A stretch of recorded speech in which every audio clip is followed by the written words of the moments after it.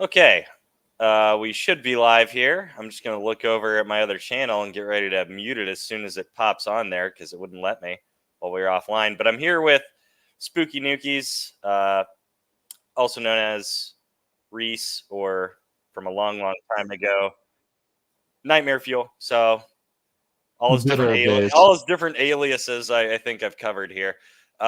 So we haven't talked in a while. I don't even know how long it's been, man. Feels like a while, like a year maybe. Oh, it's certainly been, especially in like a live stream format, Yeah. has to have been Oh, well, yeah, years we've talked easily. on Twitter a little bit, but I mean, yeah, on a live Yeah.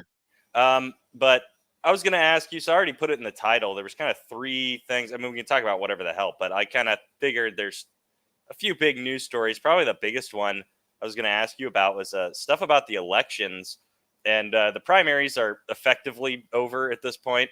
It's going to be Biden and Trump. They still haven't done the conventions yet, but I doubt there's going to be any, I don't know, kind of crazy monkey wrenches thrown in there or anything.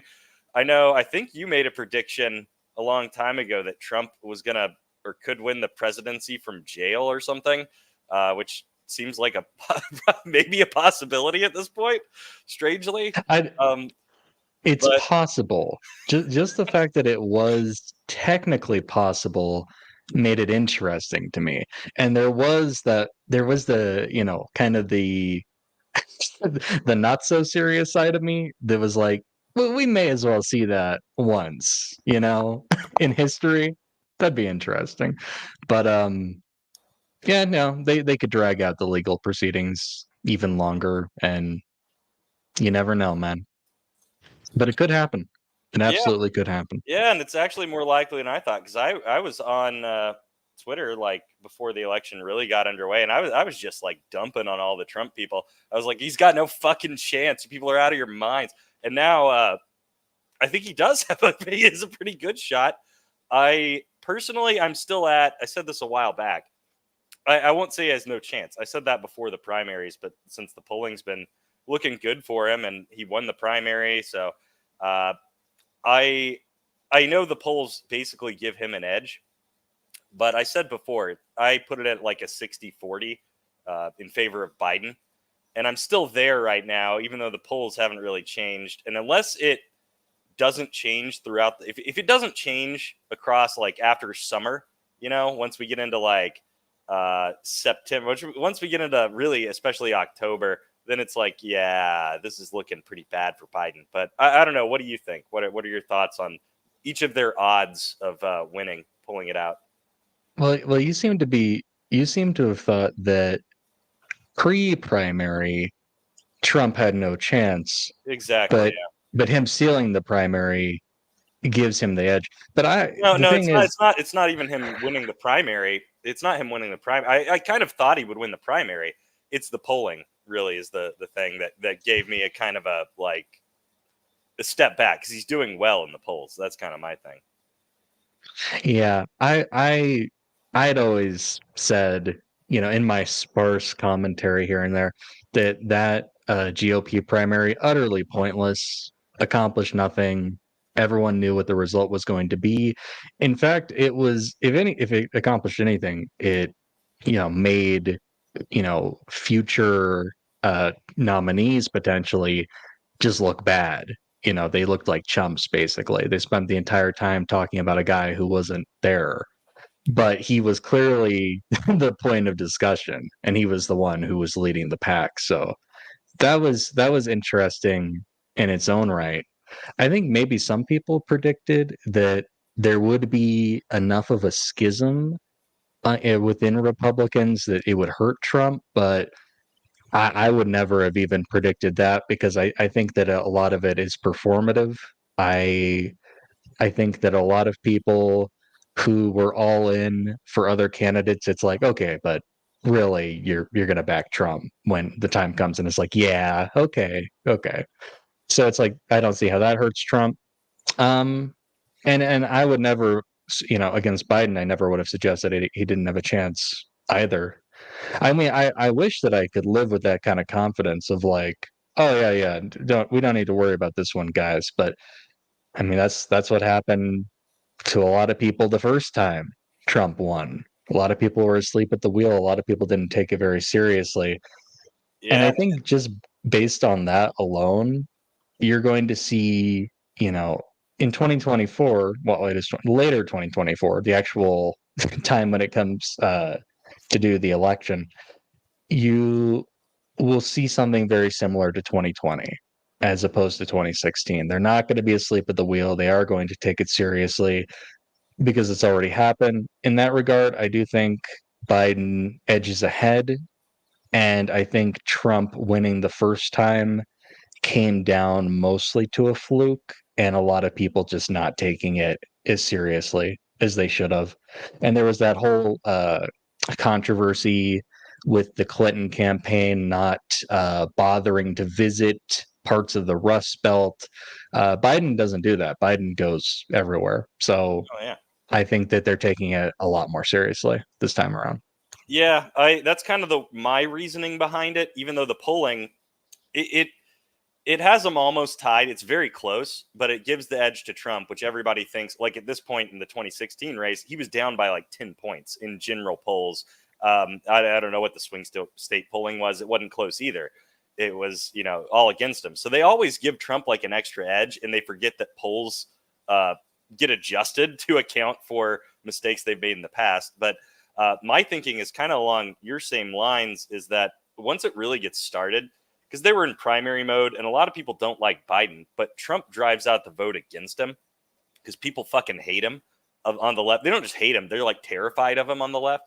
And then also, the Democrats just have a better machine for like getting the vote out. They like go and get people like physically. They'll bring them to the polls. They'll tell them to vote however they can get them to vote. They'll do whatever they can. They've got a better system. Whereas you have Trump up there who's just like, yeah, don't vote in the mail. Well, maybe, but it's probably not the best way. It's just like, geez, you wonder why he lost the mail-in vote by like 90 points. It's like, Christ, man. He literally You, told his you, constituents not to vote. Like it's, you don't understand. That was actually proof that all the mail-in ballots were rigged. oh yeah, that I guess it's a self-fulfilling prophecy. I never thought of that way. 'Cause that was all done in the name of trying to claim some kind of conspiracy, Trump but rigged really it he just against ended up himself. yeah, he ended up fucking himself over just so he could claim conspiracy later. It's like that's an interesting approach. Doesn't seem like a winning approach, but do you? Especially when you pull a lot higher with like really old and feeble people like that are gonna maybe need to vote by mail. Like, no, go to the polling Boy. places, wait in line on the day of election for 3 hours. It's just like what. Which is a miserable experience even if you're the most able-bodied person. But Yeah, yeah, let's have grandma do that. he was against early voting too, which was just like what. But Yeah, it all needs to be in person on the day, like it's the 1800s. Okay, this is the only way we can run this country. yeah, back And when it's like, the wow. back when the elections really were like extremely rigged and shit. Um, where people were like, "What was that election where they had like 4 times the amount of vote that was like more than actual like people in the country?" I don't remember what it was. There's something like that. Um, Ooh, yeah, I can't recall it I either, don't but I think remember. I know what you're It was getting at. something like that. I might have the numbers wrong, but it was like some crazy thing. But back to the primaries, I had thought for a second it's weird, like because this was the most likely outcome always was that it was going to be Trump and Biden because they were both basically incumbents. Especially Biden, just was an incumbent.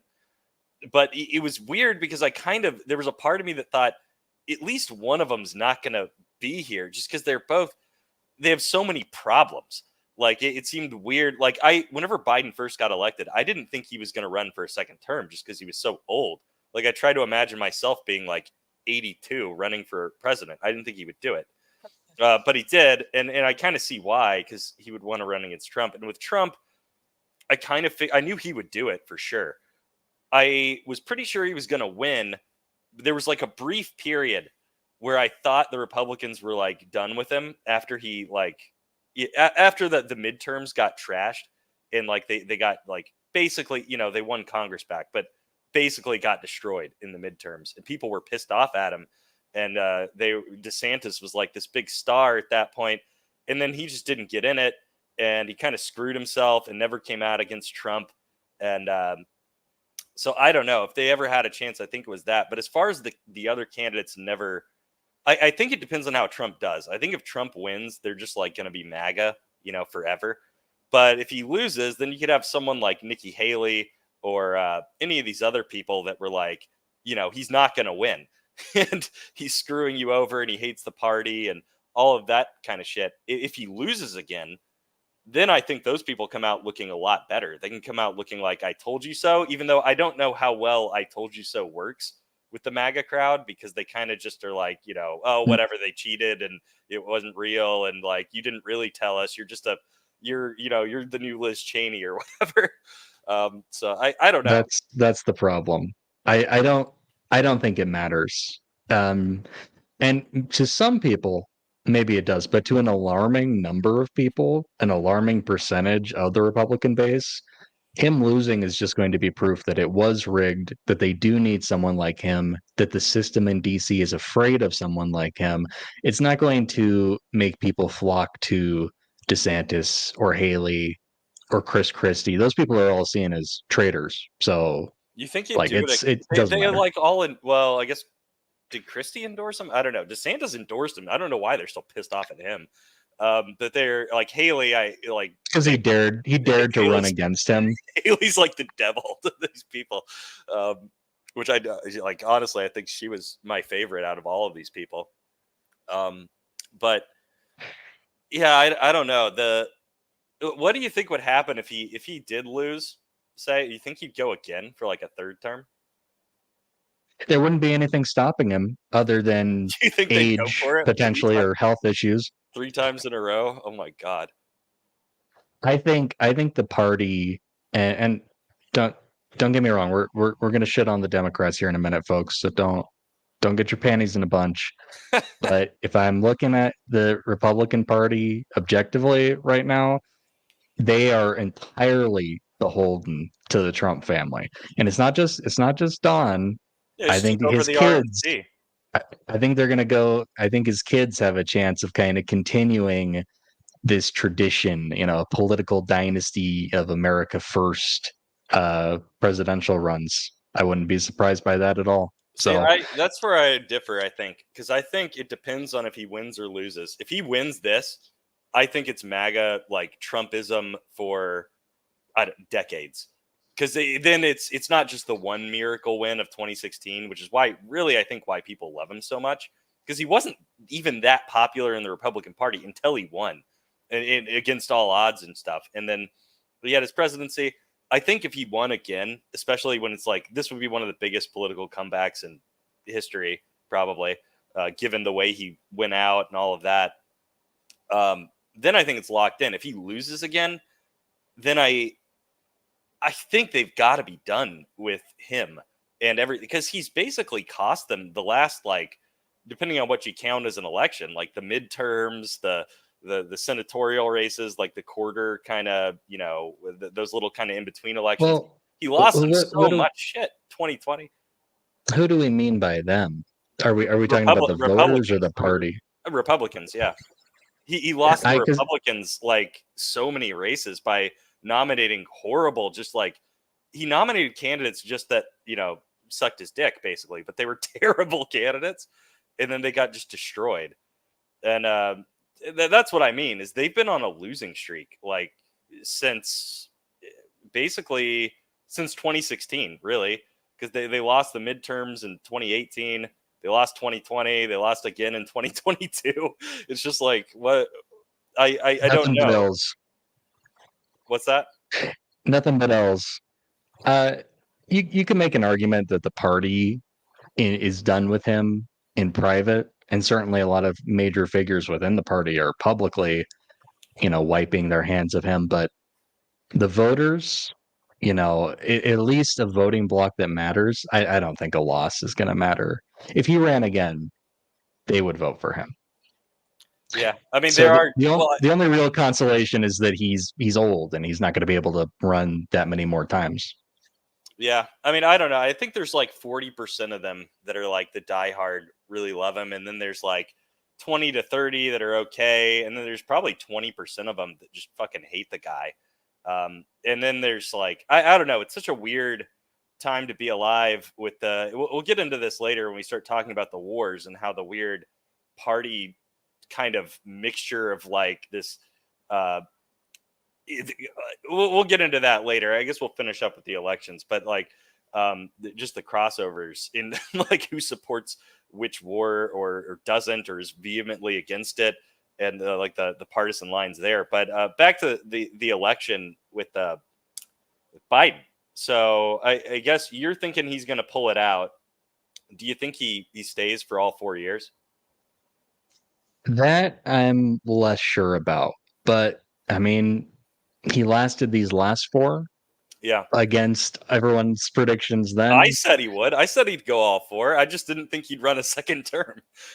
It's the sort of thing where if we had a more like ethical scenario, you could easily say, you know what, you've done your time in politics, President Biden, you can step aside. But it would just look really bad if Trump were running again, which he is, and Biden said, oh, I'm not gonna see this one through. And in that regard, it's very unfortunate. Yeah. But I could see it being a quiet 4 years for the most part. I mean, it's basically been 4 years of just the same sort of issue, basically. So I imagine that that's what we're going to see over the next 4 years. Yeah. I don't see there being any sort of major shakeup in the world. Um, Well, and I think that, and I don't expect Biden's, yeah, he's old, but he's not the kind of president who really dedicates himself to like crazy FDR level projects. So it's just going to be like another day for him, basically. yeah. I mean I don't know what he would do in his next term. He's like what's been his big stuff? Trying to get the student loan debt canceled, and I don't know. It's just I I don't like who would follow him. I guess because Kamala is less popular than he is. So I could see her trying, but that's another problem with the Democrats right now and why they're so dependent on someone like Biden. They don't have upcoming star power. They really don't. And they can't constantly run on anti-Trumpism forever. They're going to need to try to come up with something else. Try to find something that excites people. Unfortunately, I could predict that being of the Justice Democrat variety, someone tries to revitalize things that way. You could have one of them. I mean, they're not going to run. They're not popular enough. But you could have someone who was in the Senate who's sympathetic to the progressive types. Try to run on a platform related to that. Then again, it didn't really work out that well for Bernie. So for an establishment person, I don't know. It probably I, would be Gavin, Kamala in the mix what about and Gavin Newsom? maybe Buttigieg and some of these other people, but that's not particularly exciting, I got to be honest. I would have thought maybe Gavin Newsom because he's just sort of I don't know. Oh yeah. He's there. He's young. He seems to do well in debates. He seems to like. I don't know a hell of a lot about him other than he's articulate on camera, which is more than we could say about Biden, I guess. But he's okay. Like I don't really know anything about him, but it would be something like that. I guess would be my guess is they want some space filler that's not an insane person that we can just like put in there that people don't hate or maybe they know nothing about. Of course, that doesn't always work out. Then you get someone like Mitt Romney who's like he's just kind of there and he loses. I I sometimes see like right wing discourse about Gavin Newsom, and it's pretty funny because there was like a big theory amongst them that actually Biden he's going to step aside, he's not going to run again, and they're going to sneak Gavin Newsom in. And the way they talk about him, like when they talk about He's Biden, the it's secret just weapon. there's no fear, it's completely disrespectful. But when they were talking about Gavin Newsom, they were like, this guy, you should be worried. This guy's scary. This guy knows what he's doing. And it's like, okay. I mean, and I don't think he's not running this time. So No, those theories completely fell through. I saw those theories, but it was about Michelle Obama. They were all saying at the convention, Biden will run to like win the nominee, and then Michelle Obama will like be, I don't know, descend down from the rafters in like a parachute or something, and the rock music starts, and He'll take I off would, his mask and he was Michelle the whole time. yeah, something like that.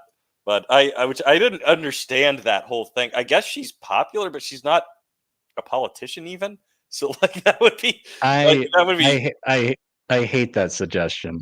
I she really did hate not that just suggestion. go from first lady to being president. Like what? Just because you're like what? You might as well just elect a pop star at that point. Like just literally just like go get Taylor Swift and make her Don't give them ideas. They do it.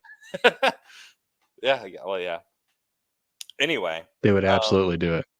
I don't know if you want to move on to talk about the wars.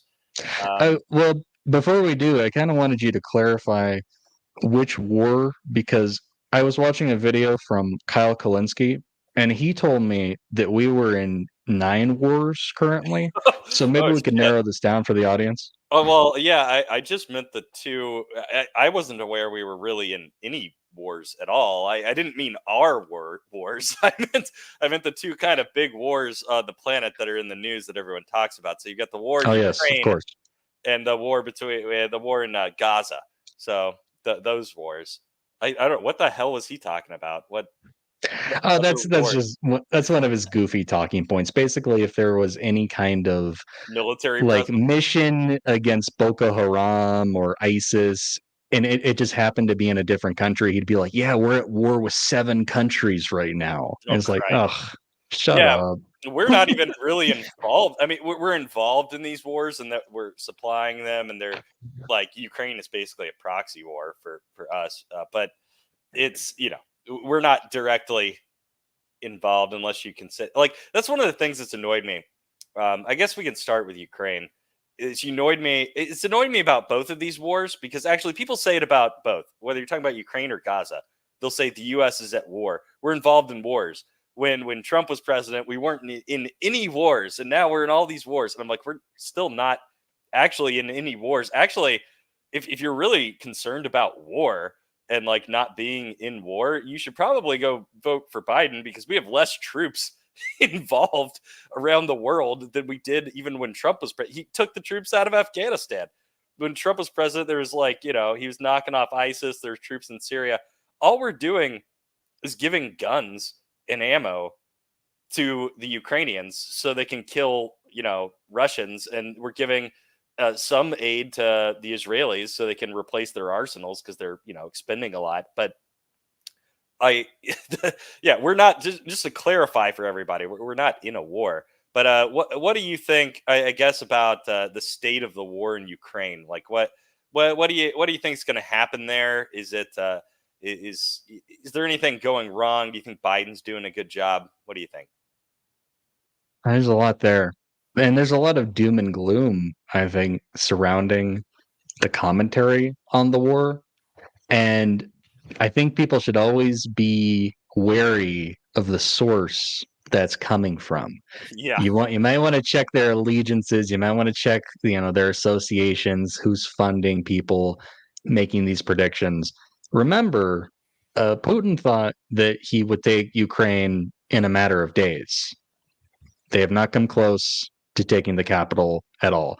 The Russians have maintained a bit of a foothold in these occupied territories that already had some level of loyalty to Russia and in Crimea. These are not exactly victories. These are regions in which Russia already predominantly had influence. Now, that doesn't mean that it's not right for Western allies to help Ukraine. So, on that front, um, yeah, you can call it a proxy war, but if it is, I don't think that we are exactly doing our part. We're allowing a lot of petty domestic politics to get in the way of sending aid to an ally fighting our number one enemy. This is an invaluable opportunity to kill the Russian army. And if we're not seizing that with both hands, how could we ever call ourselves a serious superpower? Is my question. Because people want to play games, people want to attach things to these relief bills or these arms bills to try to drag it out in an attempt to delay aid from getting to the Ukrainians. But they seem to be holding out just fine in that regard to me. Yeah. I would be very wary of any prediction that Russia, a supposed superpower that can't even give its it recruits socks, is going to be winning this war anytime soon. Yeah, here's I guess I'm a little more pessimistic, I guess. So my thing is I agree with everything you're saying about giving them aid, and we need to degrade the Russian military, which I think we've done that. And I said before, it's turned out probably a lot better for us than I could have imagined. Like we got Sweden and Finland into NATO because of this. We degraded the Russian military. I want to keep degrading them, and I think any inch of land, any amount of like victory they achieve from this is a problem. Like degrading them further is always going to be better, and then keeping them as far out of Ukraine, preserving Ukraine as a buffer as much as possible, is worth it. And then just on the moral side, like I don't want a nation to be like subsumed by an aggressive enemy that just is sets a bad precedent, and it's just wrong. But where I'm more pessimistic, I think, is I don't think Russia's going to win in that they're going to take over all of Ukraine. I don't think that's on the table anymore, even though at the very, very beginning, a lot of people thought that. I do think they might end up seizing more territory if things keep going the way they're going.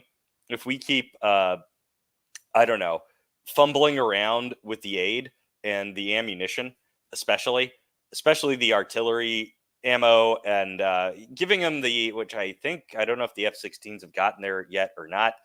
That would be a good thing. But the way I look at it, it's gotten down to where it's almost like an attritional thing, where it's just they always talk about the World War I style fighting, and when you're looking at just the numbers, the Russians have a shitload of people, a lot more than the Ukrainians, and they've got a lot more fucking ammo than them as far as artillery goes. They're able to replenish their ammo supplies a lot better because they're industrialized at that kind of low tech level where they can just pump out all of this fucking artillery ammo, whereas we have to keep getting it from everybody else and getting it in there, and then there's all this bullshit with our politics. And so even if we could keep the ammunition levels the same, what we've seen now is they've been in this like fucking stalemate, and I'm worried eventually they're just wearing each other down. But if you look at the total numbers of people and ammo, Russia's got bigger numbers, and so they're just sort of wearing each other's numbers down until it hits a breaking point, and then the Russians kind of break through and suddenly seize 4 more oblasts, and they take over Odessa and landlock Ukraine. That's kind of my worry at this point. I think that's a lot of people's worries. I'm not worried they're going to take over the whole country. I'm not even like very gung ho about like retaking all of the territory they've taken, but I am worried that they're going to will fuck up, and it'll end up like basically Russia will be able to declare victory. They'll take a lot more territory and turn Ukraine into like a sorry husk of a nation that's just landlocked. And I don't know, but that's kind of my concern. Yeah, I mean it's a fair enough concern, and even regardless of any logistical obstacles, us fumbling the bag, it totally emboldens Russia in their attacks.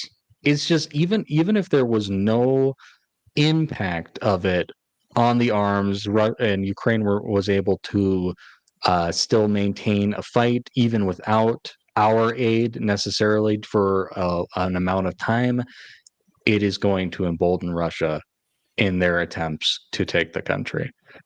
And that's something that really falls on us. And it's kind of unfortunate that we have to attempt to convince people that this very much is something that affects our national security as well. There are a lot of people who will try to tell you, and this applies to Israel as well. But a lot of people will try to tell you, why should we care about this? Why are we involved in this at all? And these are people with, I would call, like a caveman protect hill with stick mentality. That's about as far as their foreign policy goes. They own a hill and they protect it with a stick. I'm not really interested in stick hill warfare much these days. I would like to see us have an influence and a hegemon spanning the globe. And that is the tactical use of allies like Israel and Ukraine, allies that share similar values, allies that stand for freedoms that we also stand for and are willing to fight enemies that would gladly take the fight to us if they could, if there was no buffer.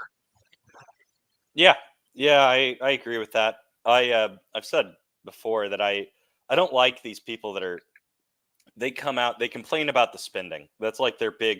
To me, it almost feels like it's really not about this, because it's like, do you really think, like, oh, we're spending all this money on Ukraine, we should be spending it on the border, we should be spending that money at home? This is like the Tucker Carlson kind of line. That sort of people who are like, we should be spending all of this money domestically. We shouldn't be spending this money on Ukraine. And there's, these people that are, they don't have enough to buy their groceries or whatever. It's like, do you really think if we stopped giving aid to the Ukrainians, like, what do you think that's going to do? Do you think if we just let, like, Russia subsume the country, just bit by bit, chunk by chunk, and also make us look like shit, degrade our security, like, for what? So Bubba Gump can have like 5 extra cents per month on his fucking food stamps? Like, is that he gets like 5 more cents on his fucking food stamps a month if we do that? Maybe. Like, that's not what's like when you talk about where all of our fucking money I'm goes. not convinced that we would even get that, and Yeah, I'm not probably not. convinced that Tucker Carlson types would even Uh, support such a program. I was being Maybe a generous. progressive would, but no, it's not I think. Oh, happening. I think Tucker might. I don't know. Tucker's a weird goofball with his. Well, he's. Oh my god! Did you see his fucking Russia shit? Oh, when he was in the grocery store? Yeah, the grocery store, the interview with Vladimir, all that. He just went full on like shit. Like, oh my god, everything's so cheap here. Look, I can buy groceries for like $100. Like, it's just like, Christ Almighty, man. Are you like a fucking moron? Like, what, do you not know how I don't the I don't exchange think he rates ever work? saw the interview, clearly. Yeah, I guess not. Christ Almighty, Uh, that was entertaining. Um, it doesn't take much to impress some people, I'm beginning to notice. Well, but even It's that, it, just it wasn't like they even like tried to convince him. He literally doesn't know how a fucking exchange rate works and doesn't understand that, like, the Russians. He's like, oh, I could buy all this shit for like $100 with like, for a Russian. Like, do you know how much less money they make than us? $100 is like a fucking fortune for a fucking Russian. Like, do they not know that? I mean, it doesn't sound like a lot for us, but the Russians saw him going around the grocery store like, okay, Mr. Moneybags, let's see how it is. for Just real. loading up the cart. Yeah, he's like, "Oh, this is great! I can buy all this shit." It's just like, dude. It's like, oh, it's like 11,000 rubles, but that's like $20. It's just like, come on, man. That alone should tell you something. But Yeah, what do we know? Yeah, no, in this type of propaganda, it's become way more mainstream, but it's been around for a very long time, and it's embarrassing. Basically, it is the ultimate form of gaslighting, because we know that a country like Russia is a horrible, impoverished it's a dictatorship where people were arrested for calling the war a war.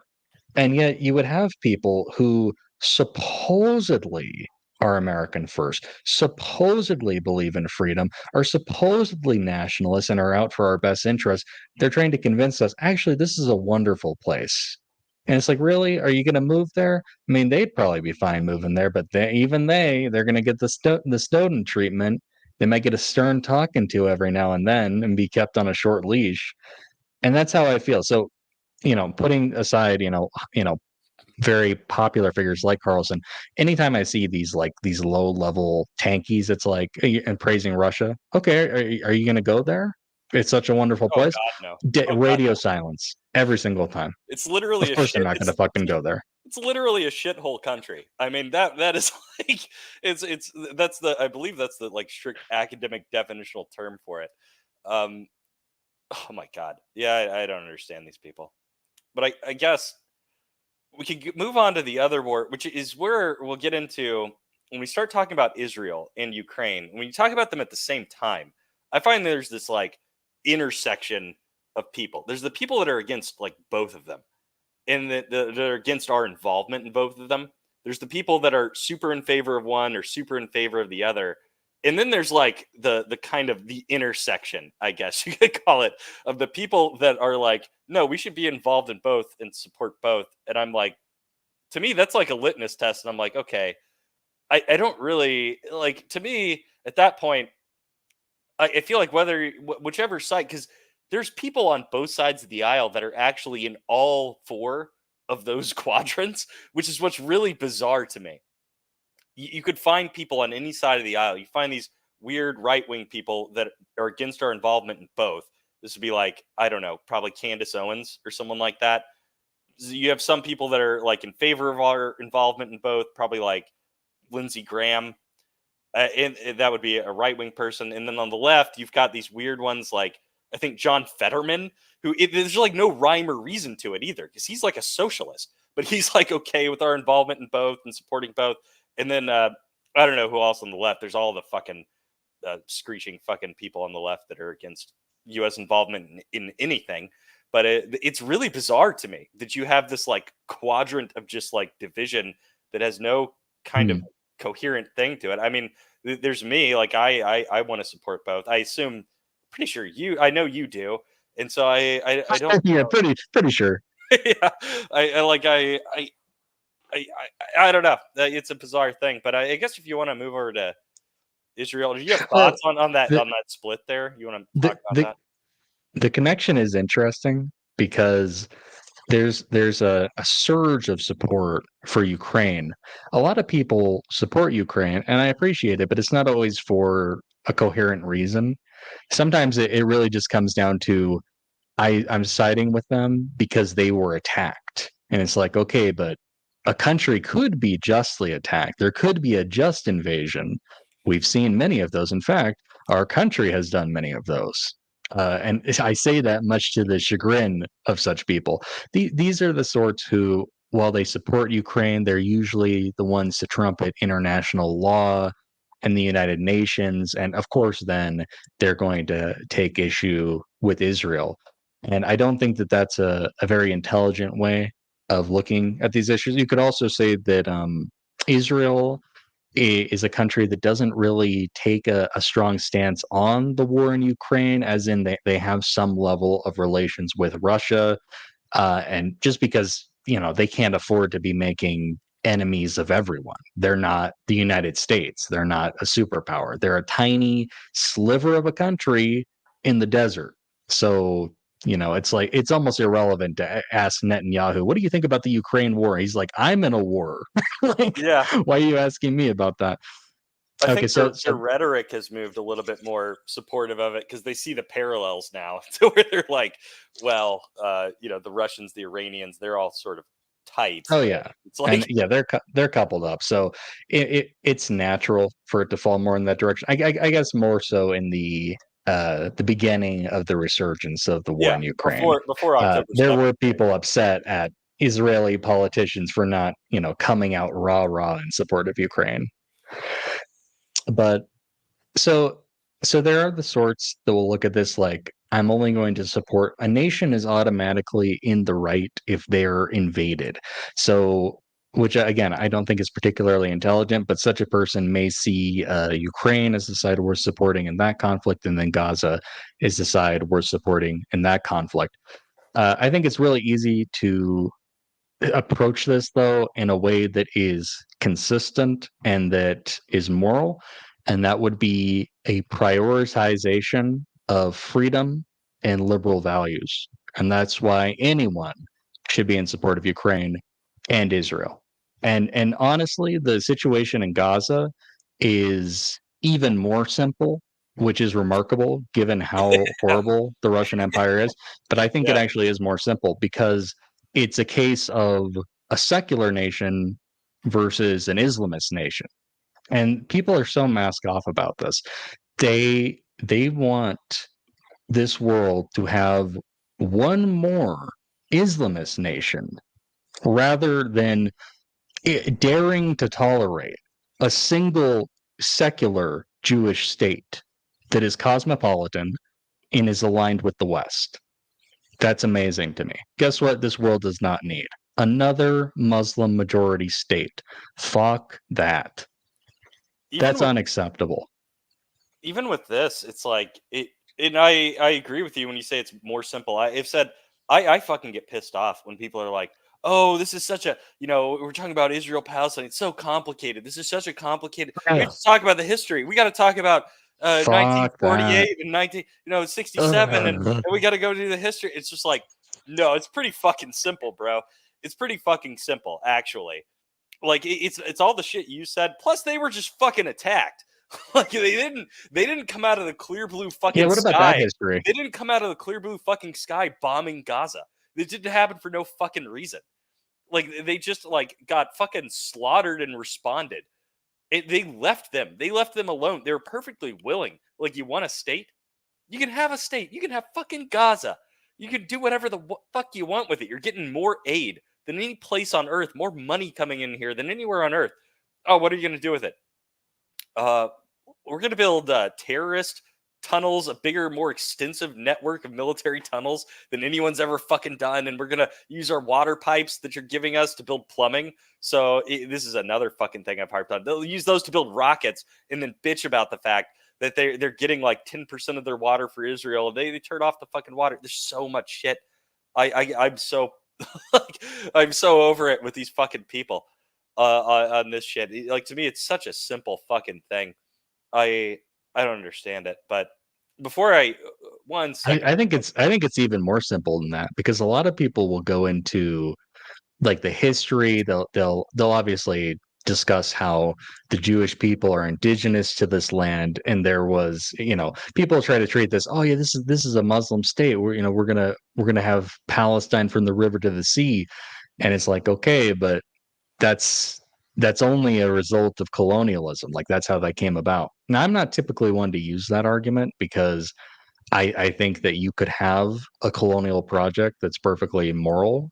Look at our own country and the state that we're in now, the way that we have rectified that and attempted to make amends. And I'm certainly not advocating to deport myself anytime soon. So I understand where the argument comes from. I don't think it's the best argument.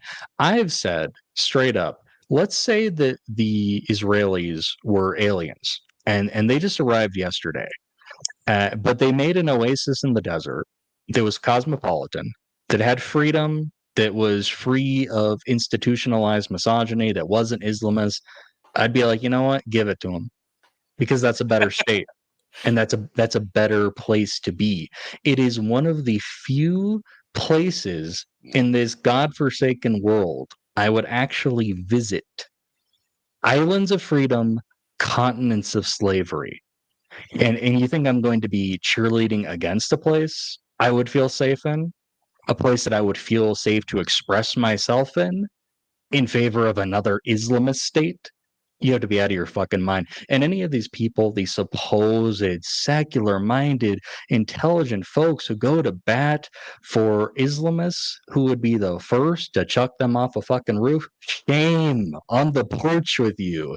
We have nothing in common and it's utterly, utterly embarrassing. That sort of person should know better. If it's an Islamist who's bitching against Israel, I'm just going to be like, oh, okay. Like I won't even be mad about it. I'll just be like, yeah, that makes sense. You believe in flying horses and fucking goats, and that makes sense. But if you are an atheist, fuck you. You're supposed to be on my side, and this is a fucking travesty. yeah. I'll get my 1 second. I'm gonna step away for just a second, and then when I come back, You're all good. I'll ask you a couple more questions about this, but 1 sec. I'll be right back. Right on. I'll entertain the chat. How's it going, people? we're Dr. Zaya said we're on day 144 of Gaza is 48 hours from running out of water, electricity, and food. Soy. Yeah, and I mean like that.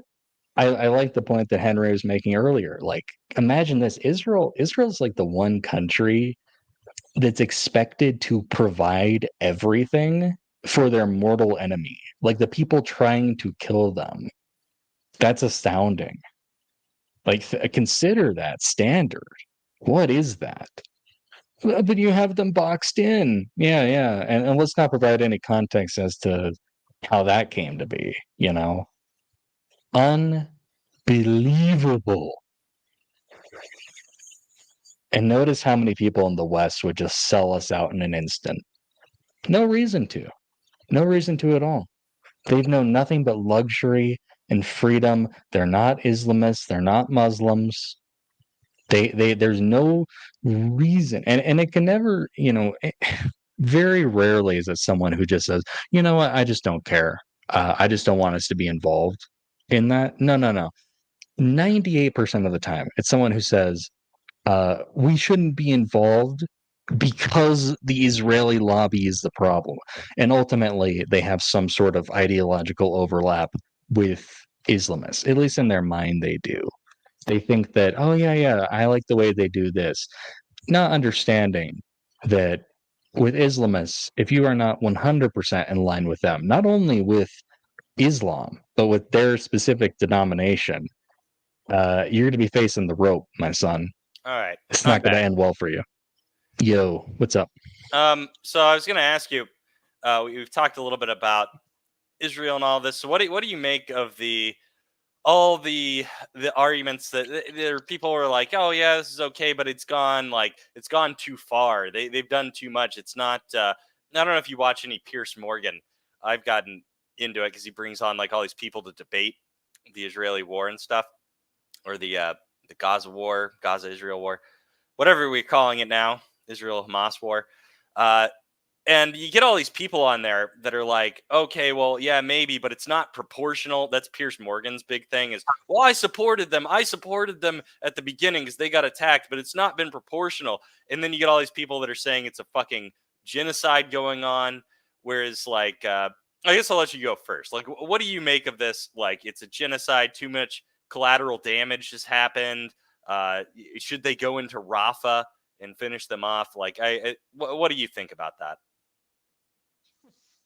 I think we are heavily diluting and cheapening the definition of genocide these days. It's Yeah, unfortunate because there was a time in journalism where that word really carried weight, but everything's a genocide these days, and it's like I don't see any reason to take that seriously.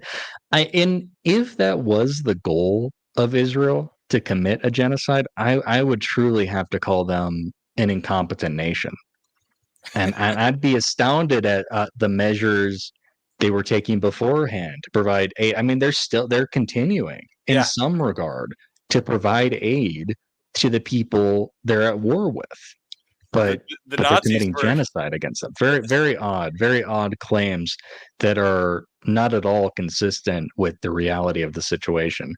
In terms of proportionality, whoever said it needed to be proportional, that's amazing to me. It's a war. It's like, oh, but we don't like the way you do it. It's not fair. It's like, well, this all could have been avoided. This didn't need to happen. So any bitching about proportionality, oh, there needs to be rules. They did that, so you did this. It's like to be honest with you, here's what you're really not going to want to hear, or not you, but anyone saying this point. It hasn't been proportional in the other direction. Consider what Hamas did on October 7th. Consider the evidence of the atrocities they found, and the IDF has done nothing even approaching that in all the time since. So, yeah, it has not been proportional. Here's the thing, in that regard, I would never argue for it to be proportional. And that's what makes my side better. We're not going to be nailing people's fucking vaginas. You know why? Because we're the good guys. We're the West and its allies. We don't do shit like that. We're not Islamist scum. So yeah, it hasn't been fucking proportional. Good. It shouldn't be. We're not every nation is comprised of fucking barbarians. Yeah, that's I agree with all of that. That's kind of right on my line of thinking. I had thought for a long time that claims of genocide were just they're so fucking crazy and obviously untrue to me that I feel like the people I feel like most people saying that are just repeating shit they've heard. Other people, I feel like they must know it's fucking untrue because, like you said, they're literally green lighting humanitarian aid. They're sending humanitarian aid, like food and medical supplies and shit, to these fucking people they're supposedly trying to fucking genocide. That's the most insane shit. Like I don't feel like the Nazis were sending a lot of humanitarian aid into the fucking concentration camps. And that's another thing, another point about this is that circle back thing where I heard this from I think Douglas Murray made this point, and I think it's probably right, where he said the reason, if you think about it, I think he just threw it out there in some interview where he was saying the reason they use the word genocide is because it's specifically because it's hurtful to Jewish people given their history. And I thought about that for a second. And I was like, well, maybe. And then I thought, well, they never said this about any other war. Even the people very against war, against America, and all of the wars we've been involved in, whenever we've had large amounts of collateral damage, they never called it genocide. They would say it was mass murder, right? They say you're murdering all these people, you're doing all this. Why is it fucking genocide in this case and not, murder or whatever they would say to call us and say it to us? And it does seem like it's kind of a just to knife the fucking Jews and like bring up some particularly hurtful part of their fucking history and say, "Oh, you're the fucking Nazis now," is what it seems like. And it's so clearly fucking untrue. Because like what you were saying, they could have wiped them the fuck out if they had wanted to. And then the proportionality thing you mentioned, I agree with that 100%. Like, what would be fucking proportional for the Israelis to run in there and just rape a bunch of people and fucking murder a bunch of people and take a bunch of hostages and then run back to their own fucking country and then stick their own fucking kids in front? And that's another fucking thing is with the collateral damage stuff. When we talk about human shields, like what this is, they ran in there, slaughtered a bunch of people, raped a bunch of people, and then what? Because they run back and hide behind their own fucking children? Is this like hide and go seek? Like you fucking murder all these people, you go back, and then like the kindergarten is like base, and you're safe there. And you can't touch me now because I'm hiding under a fucking kindergarten. It's like no, you don't get to get off just because you ran into a nation and committed a war crime, and then you run back and commit another fucking war crime by hiding behind fucking children and using them as human shields. And like, what would the world be if we were just like, oh no, we can't kill you now? Oh, you're using your own fucking kids to like stop us? Because honestly, Israel gives more of a shit about their fucking kids and their fucking civilians than they fucking do. And that doesn't just go for fucking Hamas. It goes for a lot of the fucking civilians in Palestine too. And I'm not saying all of them, obviously. But when you look at those fucking videos, when you look at October 7th, it wasn't just fucking Hamas. There was fucking civilians ran over and did that shit too and took hostages. So whenever we're talking about the fucking numbers, we don't know what they are. When you're talking about like how many of these civilians did what, and even when they bring up the children, that's another fucking thing. You don't have to be fucking 18 to join Hamas. They'll count you as a fucking child if you're like fucking 16, 17, 15. And even like if you're 12 or 13, you could be a fucking member of Hamas. So those are just a long list of points. I don't know. I'm running through, but it it pisses me the fuck off. These people that have either no fucking idea, which I think is most of them, and they are, understandably like just upset when they see like disturbing pictures on the news and they just repeat shit that their teenage friends are saying. And then there's like, like there's so many fucking media commentators and shit that I'll see saying shit like this that should know better. Like people like Pierce Morgan or people like that. Like Pierce, I don't fucking know. He does a good show, I guess, but like he doesn't fucking know shit. I wouldn't put him in the category of someone that knows what the fuck he's talking about. But I don't fucking know. What do you think about all that? He's he's a sensationalist over being a Yeah, that's journalist true. most That's of the true. time. I've done that myself, And so I can't blame him for that. it's one thing to be a sensationalist, but to allow yourself to be bamboozled by your guests constantly who have these ulterior motives, not a great look. I think I get what you're saying. I think for most people, like parroting the genocide point, yeah, it's going to be just something they heard.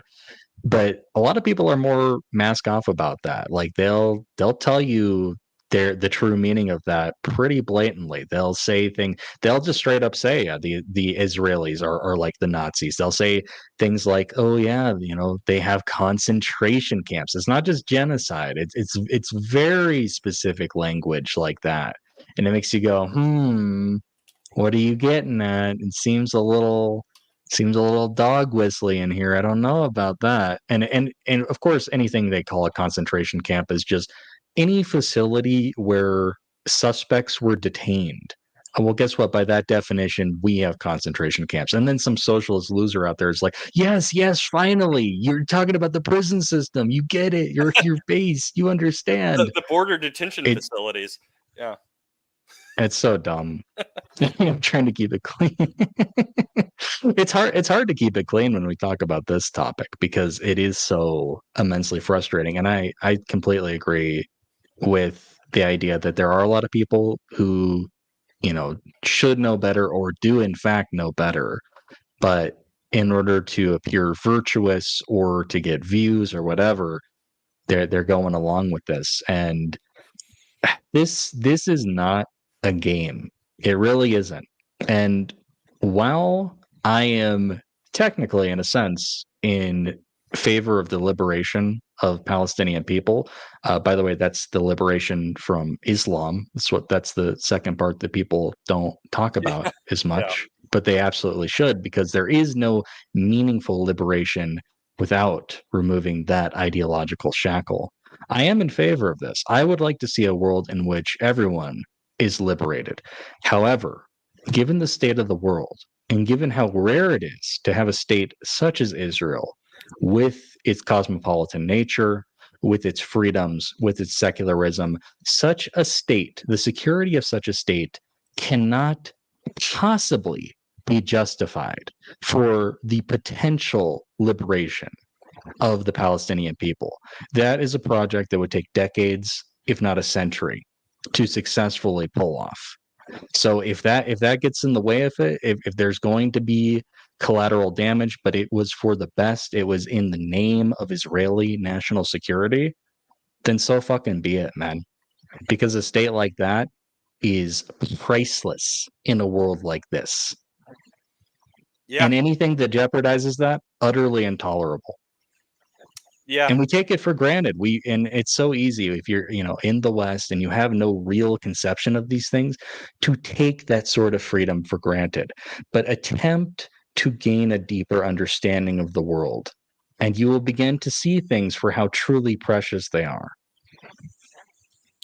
Yeah. And I think we could talk about like what it's going to take to get the Palestinian people right. I don't think people are going to want to hear this either. I talked about this with our old friend Mills Rowe. Actually, I went into it a little bit with him when I did a chat with him. I don't know if you'd ever seen it, but we were talking about some of this stuff a while back, and that we were talking about what's going to happen after. Um, and I was saying, well, what I see happening, I don't think it fucking matters what all the fucking whiny crybabies in America, like all the fucking like genderless Gen Z kids and Candace Owenses and all those people that are like, oh, they're going to murder everybody and blah, blah, blah. Israel doesn't give a shit. They're going to go ahead and do what they have to fucking do, whatever we're doing. I think I want to help them. I think we should keep helping them and supplying them and stuff because I think this is a project uh, worth funding and supplying, and it's expanding outwards. And I don't want to get too off track, but I could go into this shit with the Houthis and the Iranians and all of this. But what Right. it's going to take, they're going to wipe out Hamas. I'm gonna try and stop dropping so many f bombs. Sorry, Mike, but I'm gonna try there. I'm gonna try, but they're gonna go in there. They're gonna wipe out Hamas. They'll finish them off, which I think they should do, and I think it's a good thing. I think everything I'm about to say is a good thing. I'm just saying I think they're going to do it regardless of what the whiny crybabies in America and Europe do. They're going to go in there, wipe them out, completely get rid of them, at least to the furthest extent possible. And then someone's going to have to occupy Gaza. It's probably going to have to be them at this point because, and that sucks. It really sucks for them. And I know people aren't going to want to hear that, but like, who else is going to do it? Would they be okay with us doing it? Or I don't know, some coalition from Europe or the UN? Ideally, maybe. I don't even know if I would trust this. Like, if we had some like Arab nation coalition go do it, I don't think I'd trust them to do it. Even like some of our good buddies, like the Saudi Arabians, I don't know if I'd even trust them, even though like I think their government's kind of on board with this project, de-radicalizing them. I don't know if they could carry it out, but someone's going to have to de-radicalize that population, and that's going to take decades, and their lives will be immensely better if this like works. If they go in there and someone like takes the system over and is like, okay, we're throwing out all this crap.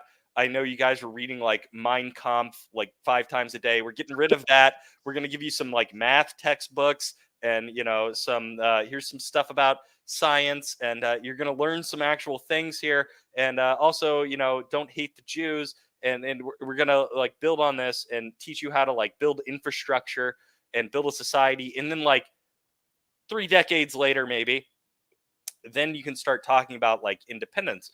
And I don't know. I say 3 decades. I'm just throwing that out there. I think it's probably going to be at least Yeah, 20 years at the minimum. Like, those are conservative estimates, I'd yeah, say. yeah. I feel like that's got to happen. And whether it's Israel doing it would be inflammatory, but somebody's going to have to do it. They're not going to let Hamas do it. Obviously, they can't govern themselves because they elected Hamas. And like I said before, the population is radicalized. I'm sure it's not all of them. It's an overwhelming amount of them. It's enough to be concerning and to impede any sort of progress in the other direction. So, talking about all versus none, it doesn't really matter. It'd be one thing. I like what you're going for here. It's very big brain. It's a very ambitious idea. The reason why I have a little bit of doubt about it is because I think that we suck at de-radicalizing the Muslims who have slipped into the West itself. So I Yeah, really have to that's why wonder the how Jews are this going to have to project would do it. go. That's why the Jews are going to have to do it in Israel, or I should say the Israelis. I know people get pissed off when I say the Jews.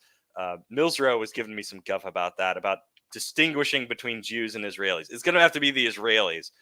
Or I think it's going to fall to them because they have to do it. It's important to them. Like Americans, what do we give a fuck? Like we're going to be safe. It doesn't matter as much to. And when I say we, obviously you and I give a shit, but like a Mhm. lot of people don't. And that's why I feel like they're gonna do it because they're going to do something. Like to them, it matters a whole hell of a lot. When you look into their society and how threatened it is, like, do you know about the freaking building codes they have to do? Like every building they have there has to have a bomb shelter. It has to have a sealed off room built in their freaking codes where they have a place to go in case of like gas attacks.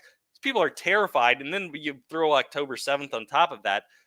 I feel like they're going to do it. Like, and people talk about this is another thing we could discuss, that people will say, "Well, I support Israel, but not this fascist Netanyahu government." And it's like, well, dude, Ugh. the government is unified in Israel. The opposition, the guy that would be elected to replace Netanyahu, is in the cabinet. And if you don't know what that means, if you don't know how Israel's government works, it's a parliamentary system. They have what they call the Knesset. It's their parliament. The government is formed out of the Knesset. It's a coalition of parties within the Knesset that elects the prime minister. They form what they call the cabinet, which is the government. He's in there with him. Like they're unified on this. Like you could get rid of Netanyahu tomorrow. The guy that would replace him, the opposition, the left-wing leader or whatever, he supports all of the same things. He supports invading Rafah. He supports all of that. So I don't know what you're talking about. Yeah, that's like a partisan point. It's like a left wing person couldn't imagine supporting a right wing politician in any scenario whatsoever. Even something like that, where the nation's existence is threatened. You need to it's a useful skill to look past that partisan inclination Yeah. because sometimes it truly is petty. It's not needed, and there's a time and a place for it. After the war, there you could talk about that. You can talk about Israeli elections, and I think that there would be valid things to talk about. They have a lot of similar issues that we have, when it comes to, right wing coalitions, and they have a somewhat similar dynamic with their court system. Okay, how about we talk about that after the war? This Yeah. is this is clearly not the time.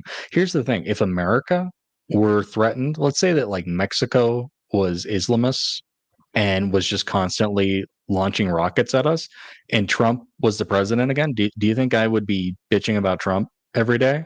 And like bitching about my own country and the way that we were handling the situation. Oh, it wasn't proportional. We did too much. No, because that would be fucking crazy.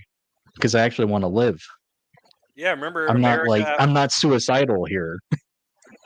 Yeah, it was like the United States after 9/11. Remember how freaking united people were behind Bush, who they hated like a little while before? It's like that, except like probably 10 times more, I would imagine.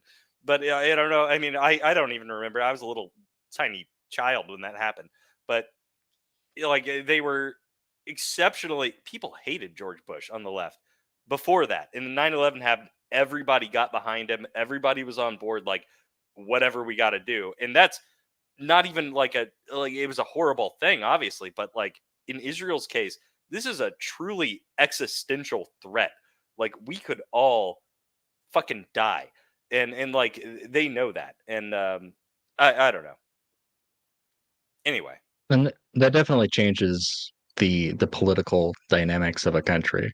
And it's truly a luxury for us and for a lot of Western Europe, countries there, to not have to deal with this. And I think we lose sight of that quite often.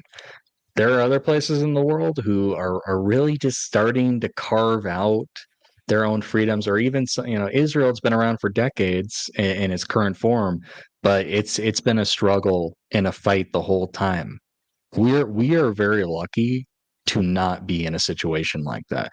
We're lucky to be on another hemisphere. We're lucky to be between two basically benign countries. We are so yeah, lucky. yeah, We are so blessed, and we don't extend sympathy to people who have to live in constant fear, people who have these bomb shelters, people whose very lives are under threat every given moment. That's crazy to me. That yeah, that is truly a level of entitlement that's beyond anything. yeah. It's pretty wild, man. I don't know. I probably burned myself out on it. I think I covered. I don't know what else there would be to ask about that. Did you have anything you wanted to any current events? Anything else?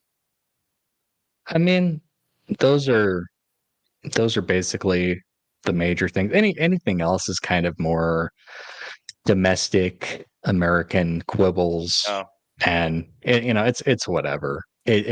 After all that, I don't think it really needs to be said, and I think you could easily make a foreign policy, national security based argument for what I would be supporting politically oh yeah, anyway. I'm not going forward. Um, I think that a lot changes, but a lot stays the same, to be quite honest with you.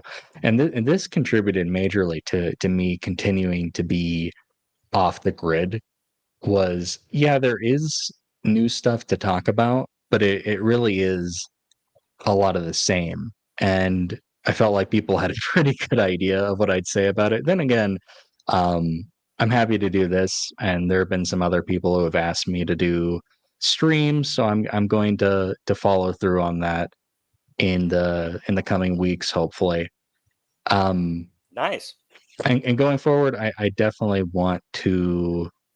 I would like to see more. At the same time, I'm realistic about this, and I'm not too terribly excited about the future of the Democratic Party, but we'll see what happens there.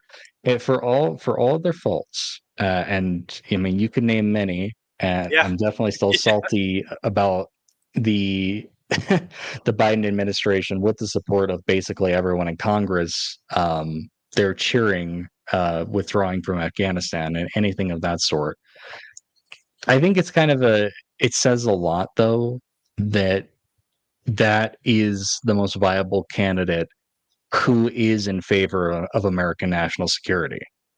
Maybe That's that's one. astonishing to me. Maybe that is one last thing. Do you think Biden? He's he started out pretty good on Israel.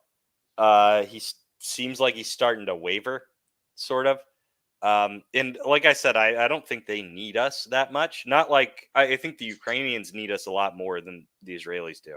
Yes. Not that I would ever not want to support them because I could get into all the geopolitical stuff. It's a whole long conversation. Again, we could talk about the Houthis shutting down the trade through the Red Sea. I did a video on that. You can talk about the Iranians and how we can talk about how these people are like fighting our enemies for us too.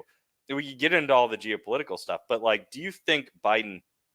He seems like he's starting to waver on this. Where they came out and it seems like there's a divide in his administration between was it Blinken that he seemed, I think it was Blinken, he seemed really like on Israel's side, and then I don't know, like it seems like a political calculation is the way I would put it. I've heard the reason that's mostly in my brain is because of political commentators saying it. So I don't know how much it's there, but he's definitely come out and said, "Oh, you can't do this." He said he told them not to go into Rafah, and like he's been trying to push them for a ceasefire to like stop them wiping out Hamas, which is basically a victory. If Hamas survives, that's basically a victory for Hamas at this point. Um, like, do you think he's wavering? Do you think that it's a political calculation because he's like, oh well, I don't want to piss off the young voters or whatever who keep, showing up and protesting me and calling me genocide Joe and this type of thing? Like, what do you think about that? Well, there's certainly such a thing as a public opinion versus a Oh private well, opinion. sure, yeah, And you could say a lot of it is performative. Based on his record, I wouldn't think a lot of it's genuine. And it's the sort of thing that I think even he has to know doesn't hold any weight because he'll tell Netanyahu don't do this, and so the obvious response would be, well, what happens if we do it? Well, nothing. There's still going to be aid, and there's still ultimately going to be symbolic support from the United States, and it's some people like they're really crazy. Not only do they not want us giving Israel aid, they want the United States in response to this to go to war with Israel. That's obviously not happening, especially under someone like who's, Joe Biden. who said that? Oh my god, that's Nobody's randos on Twitter, I'm sure. what the hell? Yeah, that's not well. That's definitely not going to happen. But yeah, no, I was more about him. Just I don't know. He seemed like he's wavering on it, and I think it's. I'm sure it is because an election's coming up. Maybe it is just rhetorical. Uh, It's lame because we already have Trump who flip flops on Israel. Like he's kind of performative in his support of it to a degree yeah, he did say something because of the recently too. base. Yeah, It's like he we already have that guy. We don't need two of those guys. he actually, well, his thing on it recently, I almost, I don't know. It's hard to interpret Trump sometimes, but he said like, they should have finished it off quickly, which is like, I agree with that, but I'm not sure what he means by that. What, like, for me, I'm like, well, yeah, if Israel had just ended it faster, it would have been better for them because then there wouldn't be all this time for all this bullshit to build up. Where if they just gone in and done it messier, but Israel, because they're so altruistic and virtuous, we're like, oh, we want to minimize the collateral damage more than anyone ever thought possible in this situation, which it's amazing to me that people bitch about More the than amount of any army collateral. in history, Yeah, basically. exactly. But they're like, oh no, well, we want to save all these people because it makes us look bad. My mindset is like, and this is a little, I know this is a little messed up, but I'm thinking just do it faster, deadlier, get in there, wipe them out. And that way it doesn't take, you don't get the time for the negative bullshit to build up. You just wipe them out and finish it. And I think part of my pessimistic mindset from that is watching our performance in, Iraq and Afghanistan and seeing how, like people turned against us and the domestic population turned against us and all of this over time. And people just in America, in the first world, in Europe, they don't have a stomach for, like I used to say, they don't have a stomach for a war beyond like a couple of years. Now apparently it's like a couple of months before they just turn on the side who got initially aggressed upon. By the way, they didn't start the war or ask for it. And but Israel's like, oh no, we're gonna do everything right and go far beyond anything we've done, or like most other, I can't think of another war where they've tried to like minimize collateral damage like this with the methods they've taken. Oh yeah, it's very, very uncommon. It's going to be a war that a Western nation was involved in, and in those cases, it's a nation. Like if America's in Iraq, we are existentially threatened in a more abstract way Yeah. versus Israel and Gaza. So it's not quite the same thing. We were in much more of a position to be merciful. So the fact that Israel exhibits any sort of mercy, given their situation, Yeah. utterly amazing. It is, and it's also sort of understandable because they understand the dynamics too. They're not idiots. Like they know every dead Palestinian child is like a weapon that's going to get used against them. That's why the Hamas hides behind their own children. So it's why I say the Israelis care more about their own kids than they do. And you've got all the videos of the grandparents and the parents coming out and saying, "Oh, thank God, my kid's dead. He's a martyr. This is wonderful. I'm glad that they killed him."